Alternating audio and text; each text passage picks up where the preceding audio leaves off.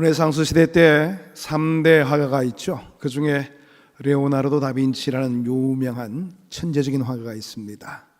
이분이 43세 나이에 이제 그 밀라노의 한 유명한 백작의 부탁을 받고 산타마리아 델라 그라치아라는 성당에 그 식당 안에 있는데 거기다가 이제 그림을 그리기로 작정을 냈습니다.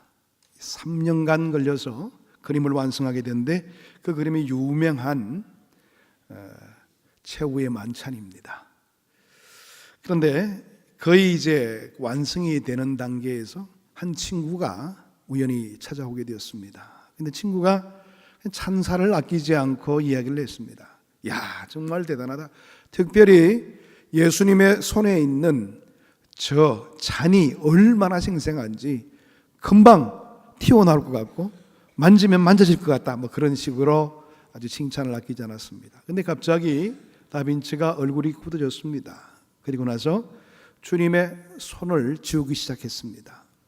그 마음 속에는 주님의 잔이 중요한 것이 아니고 주님이 중요한 것인데 주님이 부각되어야지 잔이 부각되면 무슨 소용이 있는가, 그런 생각을 가지면서 오히려 잔을 쥐어버리고 오히려 빈손으로 있는 그런 모습의 최후의 만찬을 완성시켰다고 그럽니다. 그래서 여러분들 잘 아시다시피 최후의 만찬을 보게 되면 주님이 딱 중심에 가 있게 되고 집중이 되어 있는 그런 그림으로 나타나져 있습니다. 혹시 우리의 인생의 도화지에 그려진 그림 가운데서 그리스도보다 더 중요하게 여겨지는 그런 부분들은 없을까에 대해서 한번 생각해 보세요. 지금 이제 2017년도도 다 가고 있습니다.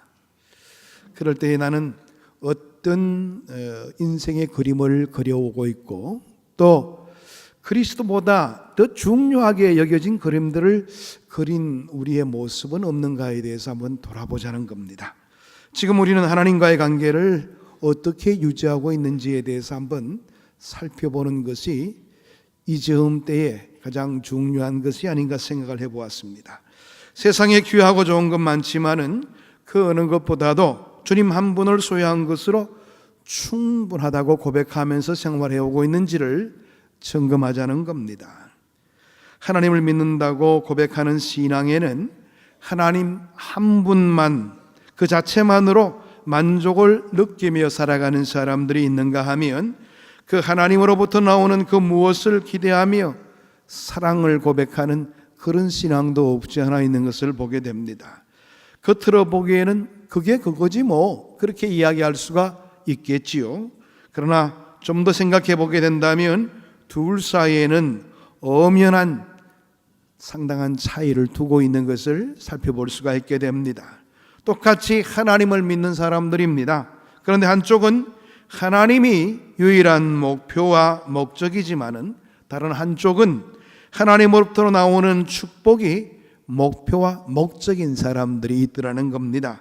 하나님을 사랑하기보다는 하나님을 자원으로 삼아 그의 손으로부터 나오는 것에 더 큰 관심을 가지고 있다는 것이지요. 결국 나의 욕망을 채우기 위한 목적으로 하나님을 믿고 있는 사람들이 바로 그런 사람들입니다. 예나 지금이나 하나님을 믿는 사람들은 이런 두 가지의 종류의 사람으로 분류해 볼 수가 있게 됩니다. 바로 하나님의 얼굴을 구하는 신앙과 하나님의 손을 구하는 신앙이라 이렇게 구분할 수가 있다는 겁니다. 오늘 읽은 시편의 말씀 가운데 3절과 4절의 말씀을 보게 되면 그의 거룩한 이름을 자랑하라. 여호와를 구하는 자들은 마음이 즐거울지로다. 여호와와 그의 능력을 구할지어다. 그의 얼굴을 항상 구할지어다. 그런 말이 있죠. 제일 마지막 절에 그 부분에서 그의 얼굴을 항상 구하라, 그렇게 요구하고 있습니다. 하나님의 얼굴을 구하는 신앙은 하나님을 바라는 신앙이라 이렇게 이야기해 볼 수가 있습니다. 하나님의 손을 구하는 신앙은 하나님의 손으로부터 나오는 성공이나 평안이나 행복과 풍요를 바라는 신앙이라 저는 이렇게 한번 구분해서 생각을 해보았습니다. 결국 이런 신앙의 목적은 나의 욕망을 충족시키는데 그 목적이 있다는 것을 생각해 볼 수가 있는 것이지요. 하나님의 손을 바라는 그런 신앙의 모습이 그러하다는 겁니다. 표면적으로는 하나님을 바라는 것 같지만은 하나님은 내 성공과 번영을 성취하기 위한 수단과 도구에 불과하다는 생각을 가지고 있는 자들입니다. 그렇기 때문에 나의 욕망이 만족스럽게 채워지지 않는다면 언제라도 그 수단과 도구를 버리고 다른 것으로 옮겨갈 준비가 되어 있는 사람들이지요. 여러분 신앙생활 하다가 보면 갑자기 안 보이는 분들이 계시지요. 나중에 알고 보게 되면 종교를 바꿨더라고요. 왜 종교를 바꿨냐 그러면 믿어봐도 소용없더라고요. 그렇게 이야기하시더라고요. 자기의 목적이 성취가 안 된다는 겁니다. 여러분 이런 우리의 모습들이 흔히 우리의 주변에서 일어나고 있는 것을 살펴보면서 우리가 신앙생활을 어떻게 하는가에 대해서 한번 고민해 볼 필요가 있는 거예요. 그뿐만 아닙니다. 나의 목적이 어느 정도 이루어졌고 안정기에 접어들면서 그 성공이 자신의 힘으로 이룬 것이라 여기고 그 자리에 안주해버리는 사람들도 없지 않아 있더라고요. 여러분 우리는 하나님의 얼굴을 구하는 것과 하나님의 손을 구하는 것 어느 쪽에 속한 자인지를 이 시간 자신에 대해서 한번 물어보시기를 바랍니다. 나는 하나님의 얼굴을 구하고 있나? 아니면은 하나님의 손을 구하고 있나? 이런 부분들을 분명하게 구분해 보면서 내가 신앙생활하고 있는 그 신앙의 현장을 점검해 볼 필요가 있는 것입니다. 민수기 6장 24절에서 26절의 말씀을 보게 되면 이런 말씀이 있습니다.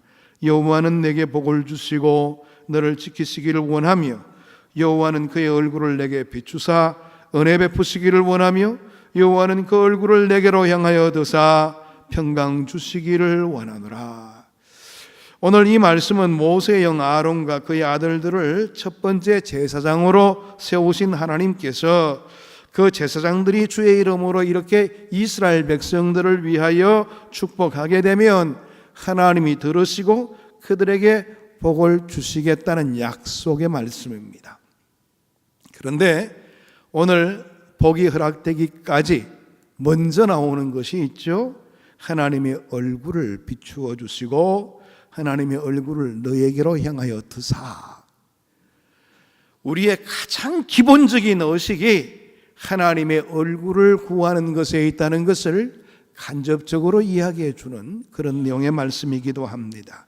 하나님께서 먼저 자기 백성에게 찾아와서 그 얼굴을 비추시며 복을 주시고 은혜와 평강 주시기를 원한다고 말씀하시는 그 말씀의 내용 속에서 우리가 먼저 지향해야 될 가장 중요한 핵심은 하나님의 얼굴에 있다는 것을 일러주고 있는 그런 내용의 말씀으로 받을 수가 있게 되는 겁니다.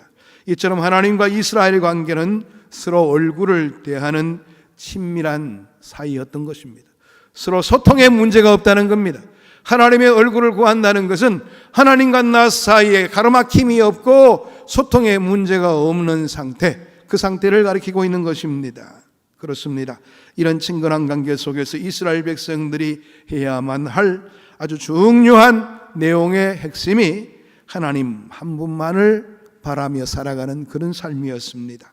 그런데 우리는 성경을 읽으면서 이스라엘 민족들이 하나님을 슬프게 했던 그런 모습이 얼마나 많이 나타나는지 모른다는 것을 우리는 충분히 깨닫고 있습니다. 거짓 신앙의 모습들을 너무나도 많이 찾아볼 수가 있다는 사실입니다. 하나님의 얼굴을 구하고 찾기보다는 주님의 손으로부터 나오는 것들에 대한 관심을 더 많이 두었고요. 어떤 때는 아예 하나님을 등지고 하나님을 배반하는 행동을 스스럼없이 행하는 그런 모습까지도 보이기도 했지요. 이게 바로 이스라엘 백성들의 삶의 모습이었습니다. 이스라엘 백성이 하나님을 떠날 것을 아신 하나님께서는 신명기 31장 18절의 말씀으로 그들이 돌이켜 다른 신들을 따르는 악행을 행하게 된다면 내가 그때 반드시 내 얼굴을 숨기겠다고 경고하셨습니다. 성경에 나타나는 하나님의 얼굴을 가리운다는 말, 그리고 또 숨긴다는 그 말의 의미는 죄가 하나님과 사람 사이를 가로막아서 하나님과의 관계가 단절되었다는 것을 이야기해 주고 있는 내용의 말씀입니다. 더 이상 소통의 관계가 이루어지지를 못한다는 겁니다.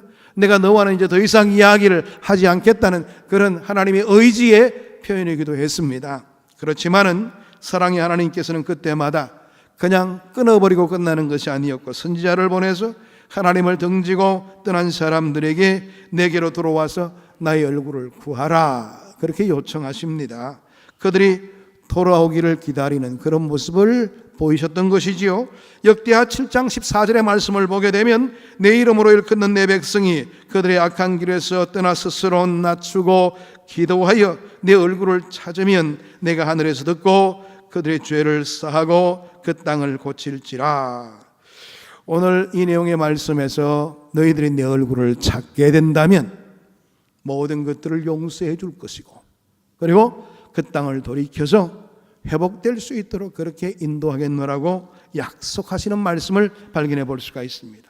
하나님의 얼굴을 구하는 삶은 곧 하나님의 은혜를 구하는 삶이었습니다. 하나님의 은혜를 구하는 삶은 다시 말해서 하나님 중심의 삶이라 이렇게 이야기해 볼 수가 있습니다. 내가 중심이 되지 않고 하나님이 중심이 되는 삶이 그의 얼굴을 구하는 삶이라는 것입니다. 내가 중심이 된다는 것은 나의 의로움을 신뢰하고 나의 육체를 자랑하는 삶이지요. 내가 무슨 의를 행하고 선을 행하였더니 나에게 구원이 왔고 은혜와 복이 왔다는 그런 의식들을 갖는 것, 이것은 하나님 앞에서 도저히 내어놓을 수 없는 그런 신앙의 행태지요. 이스라엘 백성들이 그들의 역사 속에서 하나님을 수도 없이 슬프게 했던 것은 하나님을 등지고 떠나가 버린 것 때문이기도 하지만은, 그들이 하나님 앞에서 실패했던 중요한 또 하나의 원인은 자신들의 의로움을 내세우고 스스로 교만하여 하나님의 은혜를 가볍게 여겼다는 점입니다. 오늘 아침에 우리가 중점적으로 다루게 될 말씀이 바로 이런 내용의 말씀이죠. 하나님을 향한 이스라엘 백성들의 신앙이 변질되어서 하나님을 실망케 한 이야기들이 성경에 얼마나 많이 언급되고 있습니까? 그들이 하나님을 믿지 않는 것은 아니었습니다. 그들은 조상적부터 내려온 하나님의 신앙을 대대손손 보존하기를 원해왔고, 심지어 다른 신들을 섬길 때에도 잊지 않고 하나님께 제단에 제물을 쌓고 제사를 드리는 모습을 보였지요. 제사장들과 백성들은 하나님께 제사를 드리는 종교의식에 열심을 다했던 사람들이었습니다. 성전에서는 날마다 제사 짐승을 태우는 연기가 올라갔고 온 성전에 향내임이 가득 차 있었습니다. 그러나 하나님께서는 당신이 중심이 되지 않는 인간의 종교적인 행위에 신물이 나셨던 겁니다. 마음이 없이 형식적으로 드리면서 그것을 만족하고 있는 이스라엘 백성들의 그 작태에 대해서 더 이상 간합하지를 않으셨던 겁니다. 하나님이 어떤 분이신지를 바랄지 알지 못하고 의식에만 열심을 내는 그들을 향해서 하나님은 호세아 선지자를 통해서 이렇게 말씀하셨습니다. 호세아 6장 6절입니다. 나는 인애를 원하고 제사를 원하지 아니하며 번제보다 하나님을 아는 것을 원하노라. 하나님께서는 소통하기를 원하셨던 겁니다. 너희들이 제사를 드렸다고 해서 그것이 다인 줄 아느냐? 내가 제사 받을 곳이 없어서 너희들에게 제사를 요구한 적이 있던가? 천하 만물이 다 내 소유인데 너희들에게 바랄 것이 그렇게 없어서 너희들에게 제사를 원하는 줄 아느냐? 나는 너희들과 소통하기를 원한다는 거예요.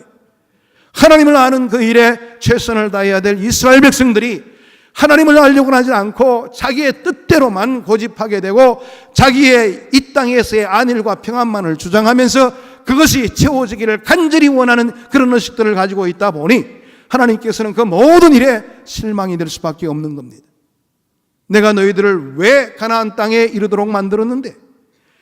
나의 백성답게 살도록 하기 위해서, 내 자녀답게 살도록 하기 위해서 내가 너희들을 가나안 땅에 심어놓았는데 너희들은 도대체 한 것이 무엇이 있느냐가 말이에요. 그렇습니다. 이스라엘 백성들이 이때 필요한 것은 바로 하나님께 껴있는 것이고 하나님을 알아가는 그 일에 최선을 다하는 모습이 필요했던 것입니다.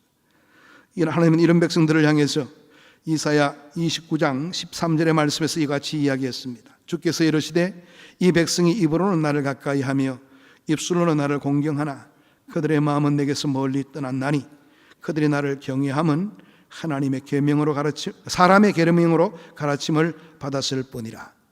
지금 오늘 이 이사야 선지자를 통해서 하나님께서 말씀하시는 게 뭡니까? 입으로는, 그리고 너희들이 형식적으로는 공경하다고, 그렇게 공경한다고 말하고 있지만, 또 경외한다고 말하고 있지만, 그러나 사람의 논리로 나를 대할 뿐이지 진실로 나를 강구하고 내가 너희들과 함께하기를 원하는 그런 모습으로 준비되어 있었던 적이 있었던가, 이렇게 지적을 하고 있는 겁니다. 한 가지 예를 들어 보십시다. 이스라엘 백성들이 솔로몬의 성전을 건축한 후에 얼마나 감격하고 감사했습니까? 그 성전에 머무시는 하나님의 영광과 은혜를 찬송하며 하나님 앞에서 거룩한 제사를 드리고 하나님 중심의 신앙생활을 감당했더랬습니다. 그러나 얼마 가지 못해서 솔로몬이 세운 성전에 이방신상이 들어오게 되었지요. 이방신을 제사하는 그런 장소로 이제는 더럽혀지고 말았습니다. 거룩한 성전이라 말할 수 없는 장소가 되어버리고 말았죠. 그렇다고 해서 그들이 하나님께 제사를 드리는 일을 멈춘 것은 아니었습니다. 하루도 그러지 않고 아침 저녁으로 하나님 앞에 제물을 드리면서 하나님 앞에 경배를 한다고 했습니다. 그러나 하나님의 영광은 이미 그 성전에서 떠나버리고 말았죠. 그들은 껍데기 신앙만을 유지하고 있으면서도 전혀 문제가 없는 것처럼 여기고 있었습니다.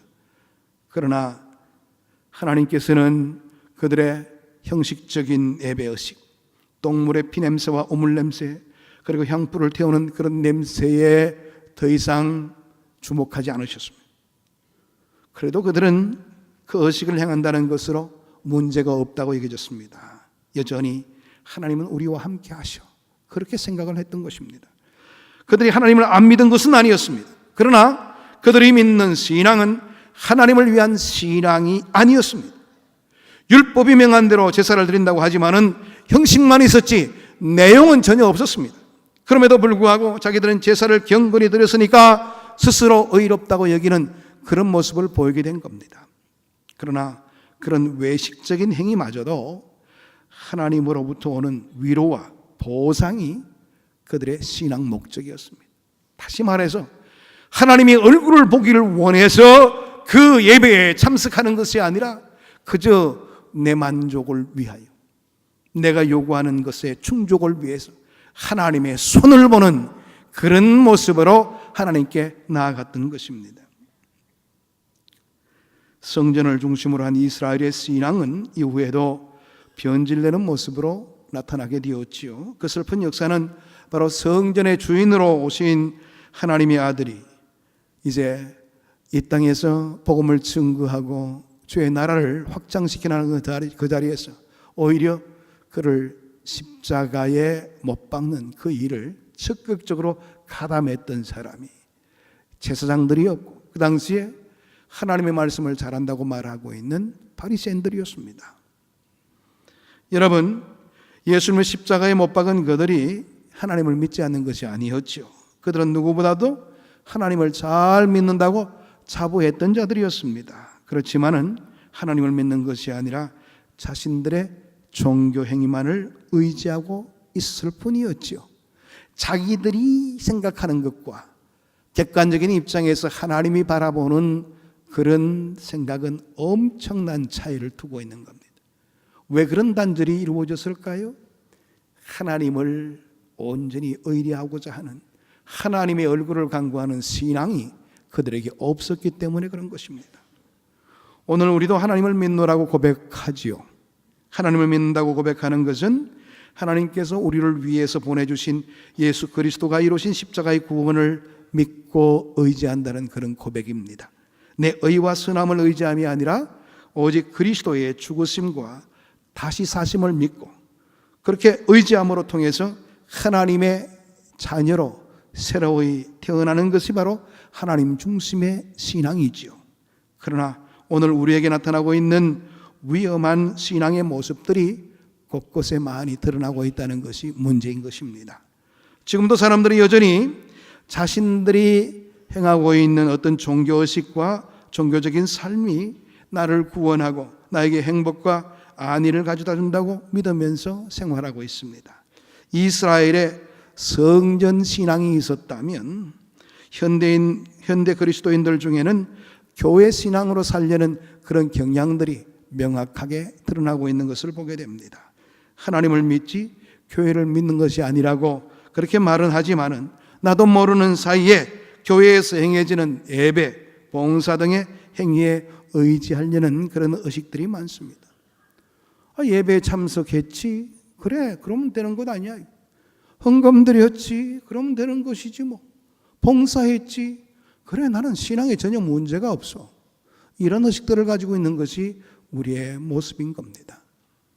진실로 하나님과의 관계 속에서 소통이 이루어지게 되고 하나님의 뜻이 내 삶을 통해서 그대로 실현되어지고 하나님께서 요구하는 그 자리에 서서 하나님을 영광스럽게 해드리는 그런 우리의 참된 모습들이 구비되지 않으면서도 나는 신앙생활, 예배에 열심히 참석했으니까, 전도 열심히 했으니까, 봉사 열심히 했으니까, 헌금 열심히 드렸으니 나에게 허락되어진 모든 것 다 감당했다고 주장하는 사람들이 얼마나 많은지 모릅니다.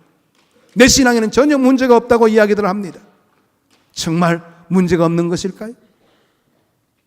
과거에 이스라엘 백성들이 하나님의 손을 보기 위해서 예배의 자리에 임했던 것처럼 오늘 우리의 모습도 그와 거의 다를 바가 없는 모습으로 신앙생활하고 있다는 사실입니다.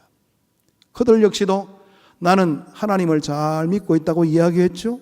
오늘 우리의 모습도 마찬가지입니다. 나는 전혀 문제가 없어. 하나님을 잘 믿고 있는 것이야. 그렇게 이야기합니다. 우리가 소중히 여기는 주일 성수는 어떻습니까? 주일을 거룩한 날로 구별하여 하나님께 드리고 주 안에서 교제하며 피차 섬기고 나누는 일, 얼마나 귀한 일입니까? 이 좋은 신앙의 전통은 우리가 계속하여 지켜나갈 성도의 기본적인 삶입니다. 그러나 만일 주일날 교회 안에서 예배드리며 섬기는 일을 전부로 알고 교회 밖에 나가서는 하나님 없는 사람처럼 살아간다면 이런 이중적인 신앙 행위는 하나님을 믿는 신앙이 아니라 단지 주일 성수라는 제도와 행위에 의지하고 살아가는 사람의 모습이라는 것, 그것을 생각해야 되는 것입니다. 주일날 교회에 와서 예배를 하고 11조와 헌물을 드리며 기도를 드렸으니, 그리고 주의 이름으로 열심히 봉사했으니 나는 그렇게 못하는 사람들보다 더 의로운 사람이라 그렇게 여기거나, 내가 하나님께 할 도리를 다했으니 하나님께서도 나에게 대해서 책임을 지셔야 된다는 그런 생각을 가진다면 바로 이런 행위가 교회 신앙인 겁니다. 거기에 동참했다는 것, 교회에 몸담고 있다는 것으로 만족하는 그런 신앙이 되고 만다는 사실이에요. 좋은 전통과 의식을 사람의 행위로 전락시켜서 그것으로 내가 구원을 얻고 평안을 얻는다는 생각은 하나님의 얼굴을 구하는 신앙이 아니고요, 하나님의 손을 구하고 있는 신앙입니다.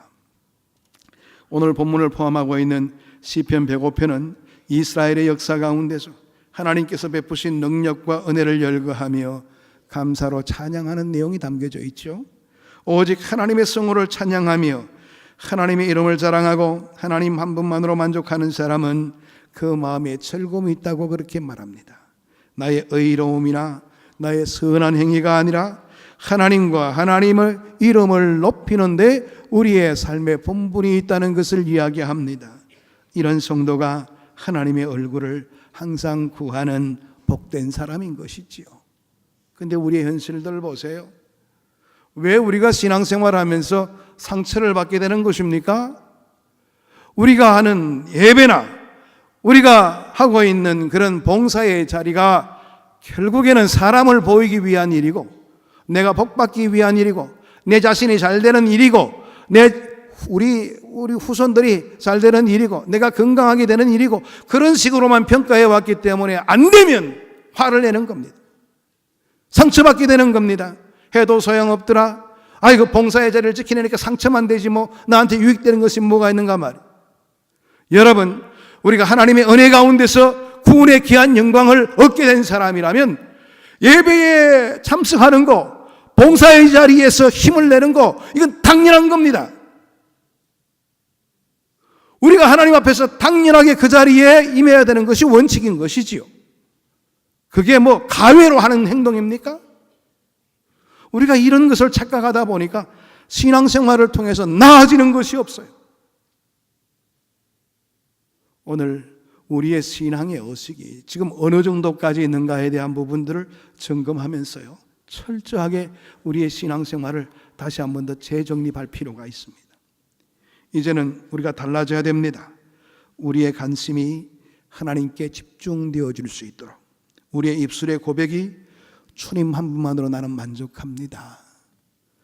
내 인생에 하나님을 향하는 그 일에 가장 큰 주안점을 두겠습니다. 이런 고백이 날마다의 삶 가운데 있어야 될 것입니다. 내 삶의 현장만 눈에 보이는 것이 아니라 그 삶의 현장 이면에 역사하시는 하나님을 바라볼 수 있는 눈이 우리에게 필요하다는 말입니다. 여기에 우리가 그리스도인으로 살아가는 이유가 있는 겁니다. 그의 얼굴을 항상 구할지어다. 이 하나님의 요구는 오늘도 우리에게 요구되는 하나님의 말씀입니다. 다른 것 보지 마세요. 이 문제만 해결된다면 우리의 인생의 문제는 주님께서 알아서 다 채워주십니다.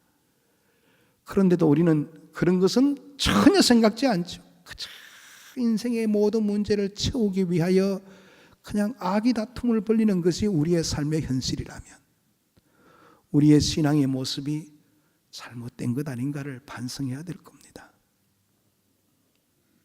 오늘 이 본문의 말씀은 우리에게 참된 신앙의 모습은 하나님과의 관계라, 관계성의 회복을 말합니다. 나는 하나님과의 관계를 회복하기 위해서 얼마나 애써왔습니까? 달라 그렇게만 외쳐왔었지 하나님과의 관계를 위하여 하나님 나는 주님 앞에 올바로 서는 사람 되기를 원합니다. 이렇게 간구한 적이 얼마나 됩니까? 다시 한 번 더 추스립시다. 이 한 해가 다가기 전에 하나님 이제는 저는 하나님만 의지하겠습니다. 하나님께서 베푸시는 은혜만 생각하더라도 얼마나 큰데요. 내 생명 다하기까지 주님 앞에 껴있는 삶은 나의 삶의 본분인 줄 압니다. 이런 우리의 고백들이 날마다의 삶의 자리에서 이루어져서 주님과 소통하며 주님과 함께하는 기쁨을 누릴 수 있는 우리 모두가 되기를 축복합니다. 기도하겠습니다. 하나님 감사합니다. 오늘도 주의 말씀으로 우리를 권고해 주시고 하나님의 은혜의 자리에 이르를 수 있도록 이끌어 주시니 감사함을 드립니다. 지금까지 신앙생활에 온다고 말했지만 우리의 의식은 그저 세상으로만 열려져 있었습니다.